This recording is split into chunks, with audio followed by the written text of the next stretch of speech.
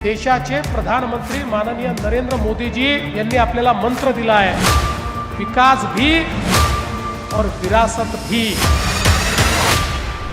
या कुंभाच्या निमित्ताने संपूर्ण जगातनं आमच्या नाशिकमध्ये आणि आमच्या त्र्यंबकेश्वर मध्ये त्या ठिकाणी सनातनला मानणारे असे करोडो लोक येणार आहेत। आणि म्हणून आपली नगरी सुसज्जित ठेवायची आहे। पिण्याचं पाणी असेल, कचऱ्याचा निचरा असेल, सांडपाण्याची व्यवस्था असेल, या ठिकाणचे शिक्षण आरोग्याचे प्रश्न असतील, असे सगळे प्रश्न निकाली काढून इथल्या सामान्य माणसाचं जीवनमान हे वाढलं पाहिजे, या दृष्टीनं आम्हाला काम करायचं आहे। आणि म्हणून आपण कुंभाच्या निमित्ताने पिण्याच्या पाण्याची योजना तर घेतली, पण ती 12ही महिने त्र्यंबकेश्वरच्या लोकांना 24 तास पाणी मिळेल एवढं पाणी या ठिकाणी आणण्याचा आपला प्रयत्न आहे। कुशावर्ताला स्वच्छ पाणी असलं पाहिजे, हा आपला प्रयत्न आहे। इथले रस्ते हे चांगले राहिले पाहिजे, त्याच्यावर खड्डे पडू नये अशा प्रकारचे रस्ते झाले पाहिजे, हा आपला प्रयत्न आहे। या ठिकाणी आरोग्याची सेवा ही उत्तम असली पाहिजे, हा आपला प्रयत्न आहे। या सगळ्या प्रयत्नांकरता आपण हे काम सुरू केलं आहे, कारण